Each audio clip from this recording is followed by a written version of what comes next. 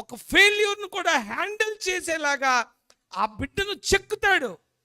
నీలో మంచి ఉన్నప్పుడు ఉక్కు పొంగిపోవడం, కిందకి వెళ్ళిపోయినప్పుడు నీరసపడిపోవడం, ఇది క్రైస్తవ జీవితం కాదు. ఇది ఎందుకు కాదంటే ఏ తల్లిదండ్రులను అదే కోరుకుంటారు. నేను తండ్రిని అయితే నేను ఒక విషయం తెలుసండి, చాలామంది చెప్తా, I want to teach my children to handle failures.